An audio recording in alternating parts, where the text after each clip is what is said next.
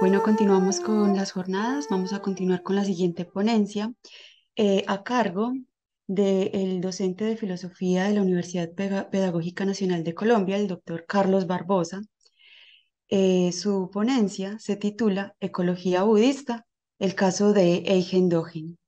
Muchas gracias, Carlos, y bienvenido. Muchas gracias y muchas gracias a la organización del evento y a Buddhist Door en español, también a Fundación Dharmakaya por toda esta iniciativa y bueno, pues esperemos que sea muy promisoria el comienzo de la red iberoamericana de estudios budistas. Em, bueno, más cosas que tendría que decir, pero vamos a entrar en materia. Tendría que decir antes que nada que lo que van a ver ustedes tiene, de lo que voy a conversar, es en buena medida una continuación de un proyecto que ya estaba en marcha, digamos así, no un proyecto en el sentido de un proyecto, digamos, de financiación, sino un proyecto personal que tiene que ver precisamente con la manera, como la contribución a la filosofía ambiental desde Dogen particularmente. Bueno, podríamos decir en el ámbito budista, pero creo que Dogen es una figura que me llama poderosamente la atención en esa dirección y voy a pues, explicarme por qué. Entonces, el asunto es que ya había escrito en alguna ocasión hace poco tiempo sobre esto, un artículo precisamente más en la dirección de la reorientación de la subjetividad, eh, pero en todo caso en clave ecológica, ¿no? La constitución de la subjetividad desde la interdependencia y la relación de ese asunto con los desafíos socioecológicos de nuestro tiempo, de inicios de siglo, de este siglo en general. Entonces un poco me voy a referir a eso, pero el asunto en esta ocasión es un poco distinto, conectado con lo que decía, pero un poco en otra dirección. La pregunta general, podríamos decir, es de qué modo puede el budismo contribuir a la transformación ecológica que, pues, en buena medida es una de las preguntas clave que nos convoca aquí en general en este evento. Y ahora el asunto, más específicamente aterrizándolo al caso de Dogen, eh, es más específicamente la pregunta que podríamos abordar aquí es, ¿qué puede ofrecer el budismo a una teoría y praxis ecológicas? Y para pensarme esa pregunta, he querido abordarla desde Dogen Zenji. Un poquito para explicar quién es Dogen, creo que convendría decir algunas cosas, no, tal vez no todo el mundo aquí lo tenga del todo claro, algunos sí, algunos no. Pero entonces, para decir algunas cosas sobre él, el maestro Dogen Zenji, es, se ubica entre 1200 y 1253 en Japón. Fue el iniciador, de hecho, de la escuela Soto en Japón, más o menos la historia, según la única versión que existe, que es la biografía oficial, dice que él de muy joven habría enfrentado ya una profunda confrontación con la impermanencia, entre otras porque habría perdido a su padre muy tempranamente, cuando el chico apenas tenía 2 años de edad, y luego a los 7 perdió a su madre, y precisamente viendo en el incienso de la ofrenda en el funeral, cómo subía mientras sucedía todo el ritual funerario a sus escasos 7 años, tuvo este muchacho una profunda intuición sobre la naturaleza impermanente de las cosas y eso lo llevó pues a hacerse monje. Todo eso es historia oficial, no hay cómo contrastarlo desde luego, pero en todo caso, él había tenido que tener una formación cortesana importante debido a su manejo de la lengua china y japonesa y el manejo y su manejo de las reglas de la poesía en ambos idiomas. Y habría viajado a China precisamente porque no encontraba, según su propio testimonio, un maestro adecuado en Japón. Entonces viaja a China, y allí conoce a su maestro, Kenton Rujin, en japonés Tendo Nyojo, y por unos años practica ya intensivamente en el monasterio de Tiantong y en el sur de China, y después regresa. la escuela del maestro Tianton Shujin era precisamente la escuela Soto, pronunciado en japonés Soto, que entonces llega por primera vez a Japón por vía de Dogen y a la fecha es la escuela japonesa Zen, es el Zen con el linaje más largo, continuadamente hablando en Japón actualmente. Hubo un tiempo en el que intentó divulgar en su ciudad natal, Kioto, que era la capital de la época, la capital de Japón en ese entonces, pero por cuestiones más que todo políticas, decide más bien migrar más hacia el interior, donde consigue un patrono, precisamente le concede un terreno y allí construye su monasterio, el monasterio por el que es más conocido, Eheji. De ahí su apellido, aquí técnicamente al menos en el entorno chino, la, usualmente los abades toman como apellido el nombre del templo, entonces por eso me refiero a él como Ehe Dogen. Algunas obras destacadas de él son el Shobogenzo, es la más conocida seguramente, que podría traducirse algo así como el tesoro, el verdadero tesoro del ojo del Dharma, aunque esa es una de varias traducciones posibles, dada la ambigüedad misma del título, que es una ambigüedad, yo diría incluso intencionada, dado el entorno en el que Dogen escribe. También escribió las normas monásticas de su propia comunidad, el Eje Shingi, que traduciría algo así como las normas puras para Eije, para el templo Eije. Entre otras cosas, a estas obras me voy a referir. También hay que mencionar que la, que la, hay una obra poética importante también detrás de Dogen y no voy a tocar eso muy a fondo, pero en todo caso tendré que referirme especialmente a esos dos, por eso los mencioné, el Shogo Genzo y el Eje Shingi, especialmente dos capítulos del Eje Shingi a los que ya apuntaré más adelante. Pero entonces, bueno, yendo a la cuestión de nuevo, precisamente otra vez, ¿qué es lo que podríamos, desde Dogen, cómo podríamos abordar esa pregunta, la pregunta de qué puede ofrecer el budismo a una teoría y praxis ecológicas? Y bueno, entonces... Dicho sea de paso, ahora sí para arrancar con eso, creo que un lugar en el que usualmente se mira esa cuestión ahí están viéndolo en pantalla, creo yo, es el Shobo Genzo Sansuikyo. Es una, es uno de los capítulos del Shobo Genzo. El título Sansuikyo podría traducir algo así como, si uno inocentemente uno lo traduciría como el sutra de las montañas y las aguas, aunque en realidad podría traducirse como las aguas, las montañas y aguas son sutra, y creo que eso podría estar más detrás de la intención de Dogen con un título como este. Eh, Y por aquí comenzamos precisamente. Que lo cierto es que algo pasa bien interesante. En el Sansuikyo, de hecho, sí que tiene muchas metáforas relacionadas con el entorno y parecen evocar precisamente esta noción de que la enseñanza budista, el Dharma, está conectado con el entorno. Y uno podría pensar, vale, aquí ya lo tenemos. De hecho, el Sansuikyo ha sido objeto de varios comentarios, por cierto, recientemente, acerca precisamente digámoslo así, del potencial o del lado ecológico al menos, del lado ecológico o al menos del potencial ecológico del pensamiento de Dogen. Pero habría que decir algo. Si uno se pone a mirar, en principio, términos como montañas o aguas parecen más bien metáforas, ya veremos de qué. Aquí, como ven en pantalla, él dice cosas como estas. Dice, todas las montañas son una montaña del este y cada montaña del este se mueve sobre el agua. Así, montañas como las 9 montañas del monte Sumero han sido realizadas y han practicado y experimentado. Este estado es llamado montaña del este. Y una más, cuando conocemos nuestro propio caminar, entonces con seguridad conoceremos también el caminar de las montañas azules. Uno puede pensar que aquí tenemos una sugerencia de una gran conexión entre la enseñanza budista y el entorno. Depende. En un principio, si avanzamos sobre el Sansuikyo, nos podemos encontrar con que mucho de lo que Dogen está diciendo acá son metáforas de enseñanzas budistas.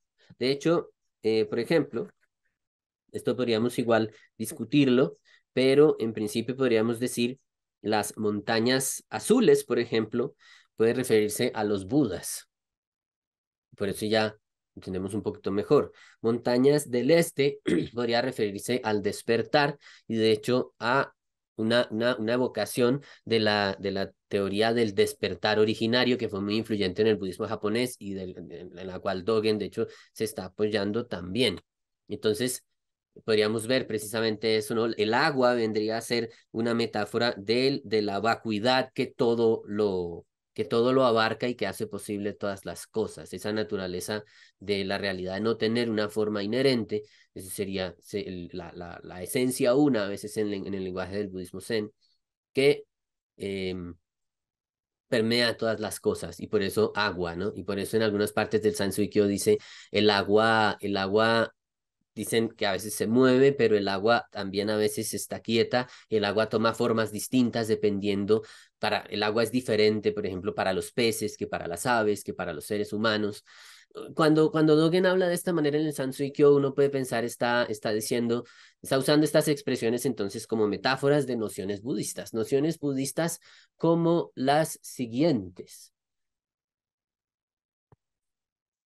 Realidad última, como decíamos, la vacuidad que todo lo abarca y que hace posible todas las cosas, versus la realidad condicionada. Esta es una idea muy influyente en el budismo chino, que en el Zen, desde luego, también tiene una gran influencia.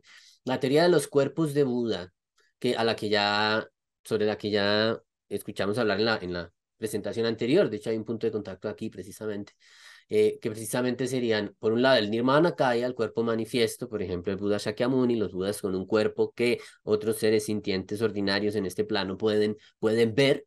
El Sambhogakaya, que ya sería el cuerpo de dicha, es decir, el cuerpo de los bodhisattvas, que no es visible para los seres ordinarios en un plano como este, en un reino de existencia como este, y el Dharmakaya, que vendría a ser el cuerpo búdico, es decir, la realidad misma en tanto que el despertar aquello a lo que despiertan, de hecho, por esa óptica uno podría decir, aquello a lo que despiertan los Budas es el Dharmakaya, el cuerpo búdico.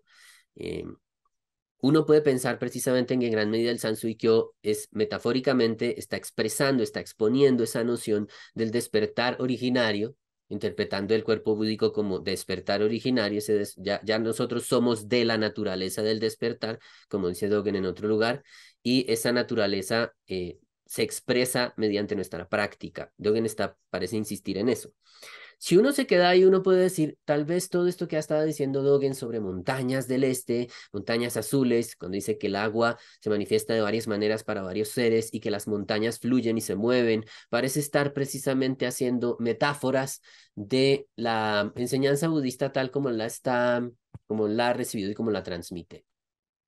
Sin embargo, bien avanzado el capítulo, hay un punto en el cual ya estas expresiones parecen no ser metafóricas. Es aquí exactamente cuando dice, hay un predicar que dice que las montañas fluyen en cada baranda, escalón y pilar exterior de una palacio o mansión.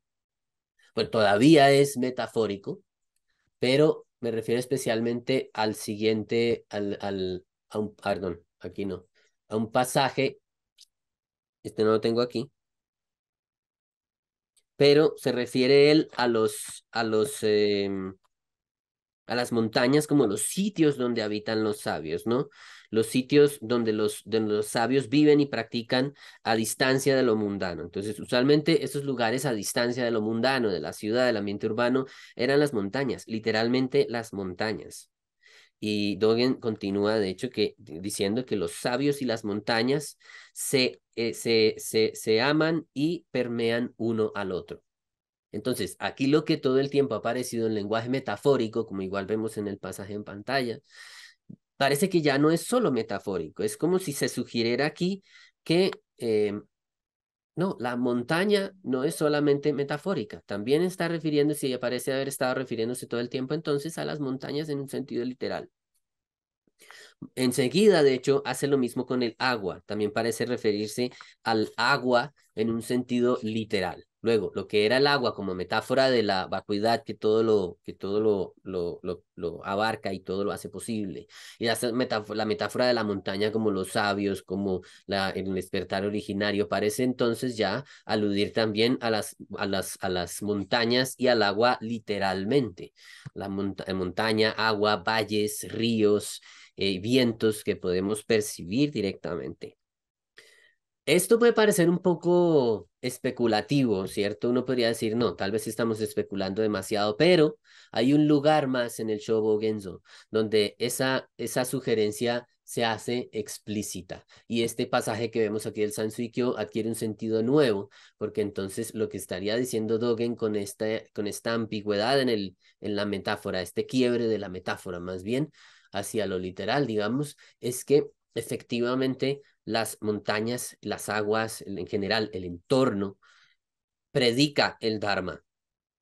Y este paso es bien importante. Vamos allí. Precisamente el capítulo al que me estoy refiriendo es el Keise Sanshiki.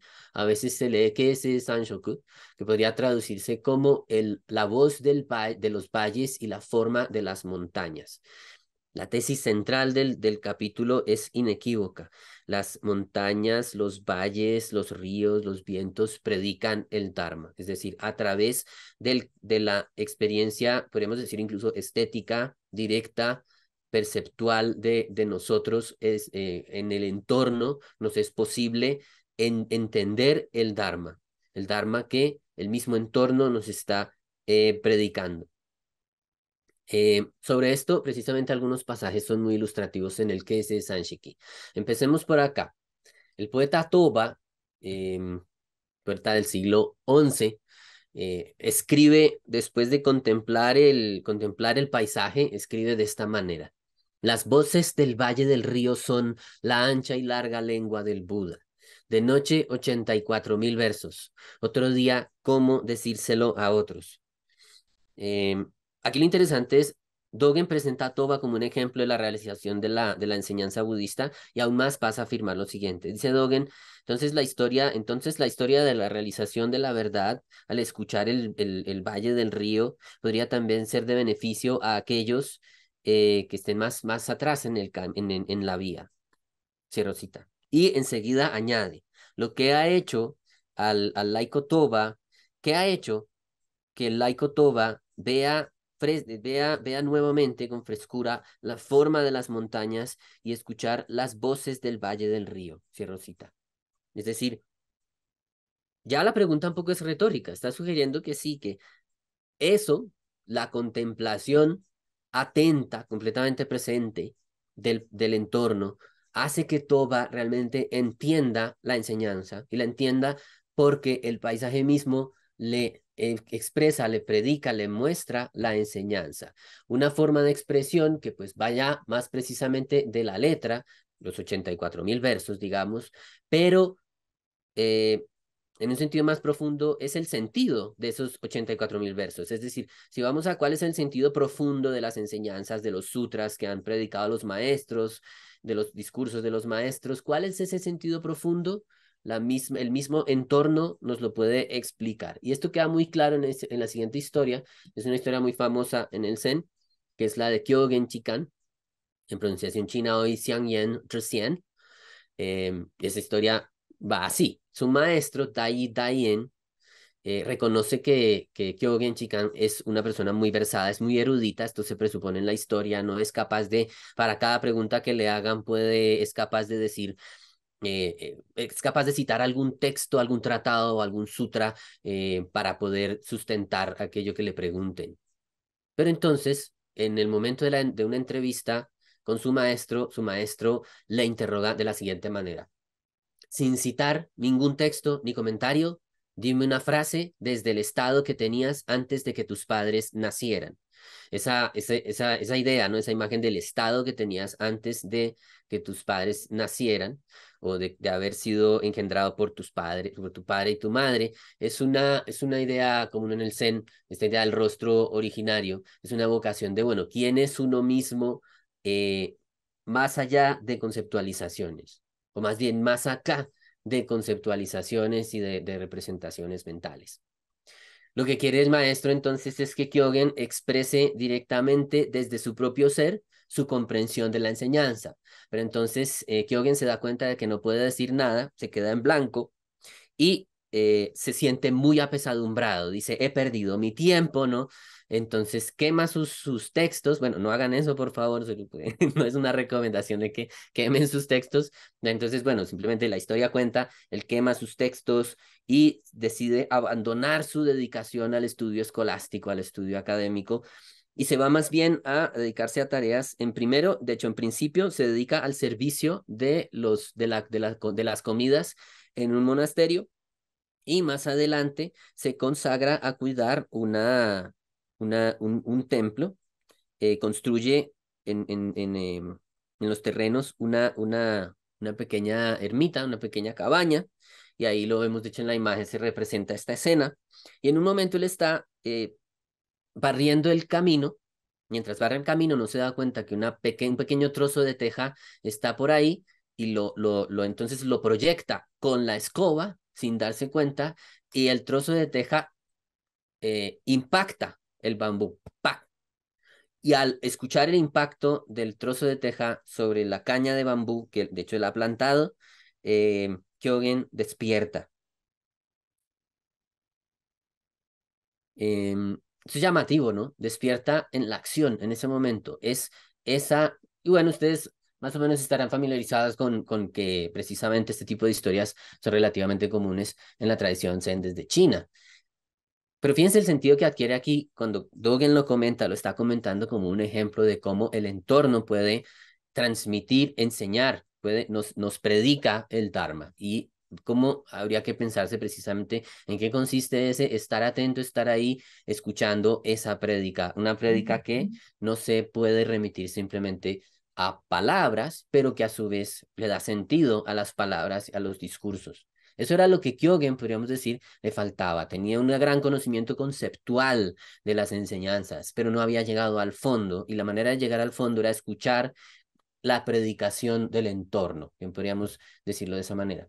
Un tercer ejemplo es bien interesante que pone Dogen aquí en el que es Sanshiki, es este de Reun Shigon, en pronunciación china hoy en día, Ling Yun Zhuxian, en mandarín. Reun Shigon contempla en algún momento el paisaje, contempla los árboles de melocotón, perdón, los melocotoneros en flor, entonces es primavera, y al contemplarlos, eh, siente un despertar, despierta, y escribe de esta manera. Por 30 años un viajero en busca de una espada. ¿Cuántas veces han caído las hojas y brotado los cogollos? Tras una mirada a los melocotoneros en flor, he llegado directo al presente y no abrigo más dudas. Esto, fíjense la impresionante, el impresionante sentido de convicción que se expresa aquí, ¿no? Después de que él hace algo, pues aparentemente tan peregrino, tan trivial como observar el melocotonero en flor en primavera. Pero cuando le presenta este poema a su maestro Dai, el mismo Dai que cuestiona a Kyogen que vimos, al Kyogen que vimos en la historia pasada, el maestro Dai le confirma, dice, sí, se ha despertado, digamos, lo expresa de esta manera. Dogen cita ese pasaje, por cierto. Dice así. Quien entra en la vía desde las cosas condicionadas no trastabilla. Aquí me he querido detener a la letra del texto como lo cita Dogen tal cual. Cita el texto en chino y después se refiere después digamos, lo traduce al japonés de su momento. Porque un término que en las traducciones a veces queda oculto, me parece, y que es clave aquí, es ese que está destacado en pantalla. Ese es en que se puede precisamente traducir como surgimiento condicionado, surgimiento. Entonces, bueno, eso lo podríamos traducir un poco forzadamente aquí en este contexto como las cosas condicionadas, lo condicionado. Quien entra en la vía, en la enseñanza, quien entra en la vía, en la práctica, desde las cosas condicionadas, no trastabilla, ¿sí? No trastabilla, ahí literalmente es no abandona, no yerra, ¿no? No cae del camino y no yerra, no se equivoca. Fíjense lo interesante. Uno puede decir, esto está muy anclado, claro, a esta idea mahayana de equivalencia, podríamos decir, entre samsara, lo condicionado, y nirvana, lo no condicionado. Y aquí se está aprovechando, podríamos decir, esa noción con la noción precisamente de que en el mismo reino de lo condicionado, del samsara, de dukkha, del sufrimiento, ese mismo es el reino, el dominio de la realización de la serenidad. De fondo, esa, la naturaleza de las cosas es serena, apaciguada, como diría Nagarjuna, el padre filosóficamente hablando, digamos, el fundador de la filosofía Mahayana, el padre del Mahayana en el costado filosófico de la tradición. Y eso es lo que estaríamos evocando acá. Precisamente en Dogen, como vemos, pues ya tendríamos con esto para sugerir que lo que está exponiendo en el Kese Sanshiki sugiere que antes en el Sansuikyo, aquella intuición que podíamos tener de que él se está refiriendo a que las cosas concretas del entorno, el entorno mismo, predica la enseñanza, clarifica la enseñanza, la expone con absoluta y meridiana claridad, una claridad que la misma exposición intelectual no puede lograr. Eso estaríamos en lo cierto, interpretándolo de esa manera. Ahora la cuestión, desde luego, a partir de aquí es esto, ¿qué implicaciones tiene para nosotros, pues, para la pregunta que nos estábamos haciendo, por cierto? ¿Cómo esto se traduce en acción ecológica? ¿Cómo se expresaría todo esto en una praxis ecológica? Lo interesante es que ya algo se sugiere. Se está sugiriendo que es en la misma acción cotidiana, día tras día, que tenemos eventualmente la ocasión del despertar. No que esto se pueda provocar, porque entre otras cosas no puede ser sencillamente algo que yo provoque, tiene que ser algo que más bien las cosas enseñan. Uno tendría que entrar más bien en la disposición para entender esa enseñanza. Y por eso se expresa aquí muy virtuosamente en este pasaje del Genjo Koan, otro capítulo del Shobo Genzo, que dice, podríamos traducir así: aprender la verdad del Buda es aprender el sí, o sea, aprender quiénes somos. Aprender el sí es olvidar el sí, es decir, olvidarnos de nosotros mismos. Aprender quiénes somos nosotros mismos es olvidarnos de nosotros mismos. Olvidar el sí es ser evidenciado por la multiplicidad de los dharmas. Ser evidenciado por la multiplicidad de los dharmas es soltar nuestro propio cuerpo, mente y el del mundo exterior. Y antes él dice, avanzar el sí, avanzar el propio sí sobre las cosas para confirmarlas es ilusión. Que las cosas avancen, que las 10.000 cosas, dice literalmente, avancen sobre el sí y lo confirmen, es despertar. Es decir, esta enseñanza de las cosas, este predicar las cosas, el Dharma, no es algo que nosotros podemos simplemente exigir de las cosas, tenemos que estar en disposición de escucharla, estar a tono con el entorno, podríamos decir, y estando a tono con el entorno, podemos, eventualmente la enseñanza se manifiesta, como en el caso de Kyogen cuando escuchó el trozo de teja impactar la caña de bambú. Lo interesante es dónde, en qué terreno, en qué plano ocurre esa sintonía. Podríamos decir con Dogen que es en el plano de la acción. Y él le dedica mucho a esa cuestión, a la acción, e incluso tiene reglas específicas sobre cómo actuar. Dos fascículos de las reglas monásticas de Dogen, el eje Shingi, son interesantes a ese respecto, que tienen relación con la comida. Uno precisamente es la regulación para las comidas, el Fushuku Hampo, que dice de la siguiente manera: si todo el universo es el Dharma, la comida también es el Dharma. Si el universo es la verdad, la comida es verdad. Si la primera es ilusión, la otra también. Cuando comemos, el universo es la verdad toda en su apariencia, naturaleza, substancia, fuerza, actividad, causa, efecto, relación, consecuencia e individualidad. La verdad se manifiesta a sí misma cuando comemos, y cuando comemos podemos realizar la manifestación de la verdad.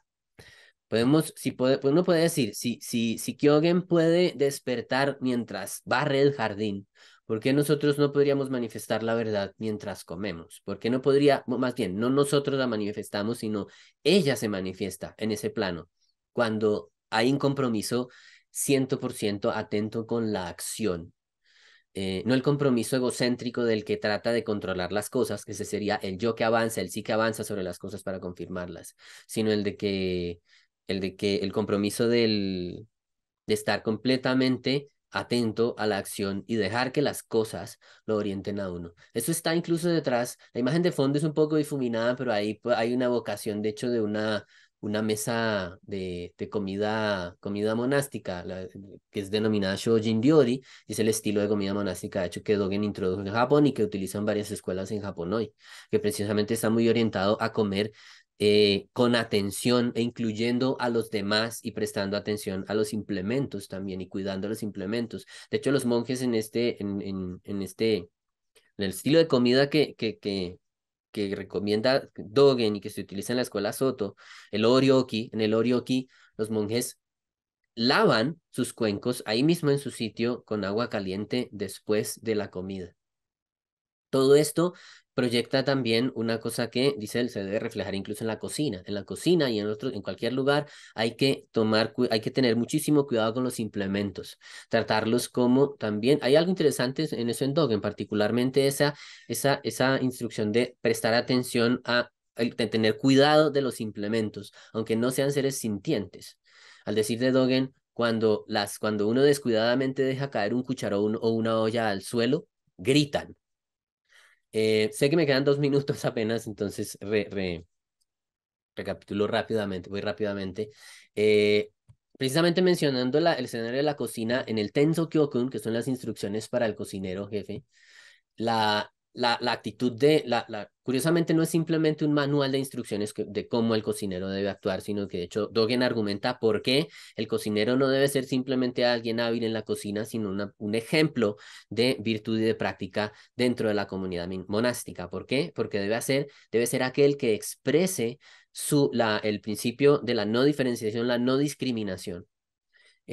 Para decirlo rápidamente, el cocinero jefe no debe ser el que diga qué implementos o qué ingredientes necesito para preparar la comida que me interesa, sino más bien con los instrumentos y con los ingredientes que tenemos, cómo podemos hacer la mejor comida posible.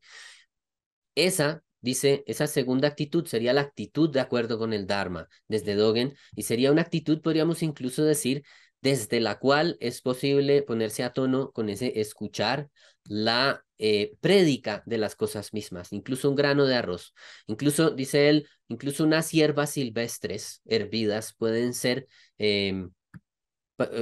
insumo para preparar la comida digna de la mesa de un príncipe si son tratadas con toda atención, con la actitud compasiva y con esa actitud no egocéntrica, sino al contrario, esa actitud de dejar que las cosas avancen sobre el sí y lo confirme. Eh, y con esto igual es muy rápido lo que tendré que decir ahora porque el tiempo va un poco mal, pero me va un poco mal, pero la cuestión sería esto, ¿a qué nos remite cuando pensamos que puede ofrecer Dogen a una teoría y praxis ecológicas?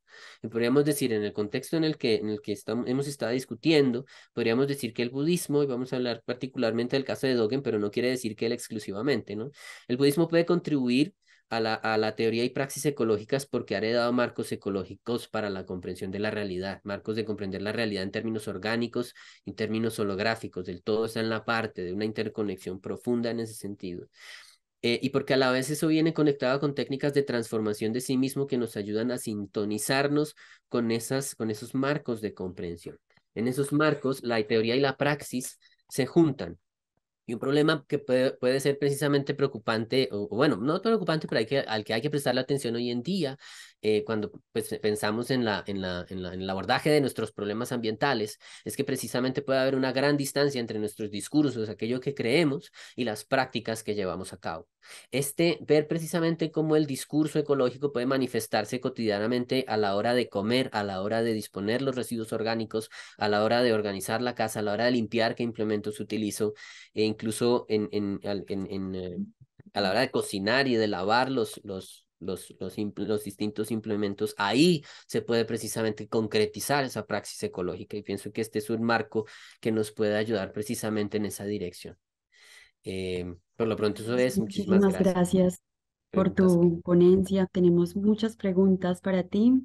Bueno, se ha hecho una selección. La primera pregunta es, ¿en qué acciones del budismo japonés podemos ver las concepciones de Dogen en torno a la naturaleza al decir que con el entorno es posible entender el Dharma?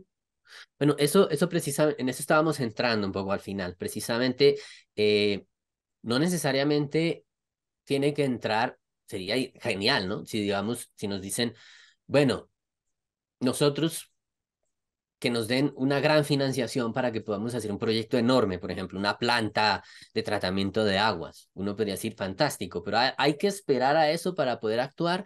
No, en realidad ya desde nuestra misma vida concreta estamos íntimamente conectados con el entorno, solo que podemos no advertirlo, pero podemos advertirlo precisamente cuando prestamos atención ya más a la manera como comemos, como cocinamos, como limpiamos, y a partir de ahí eso nos permite pensar, bueno, ¿qué estamos utilizando para limpiar? ¿Cómo estamos tratando los implementos?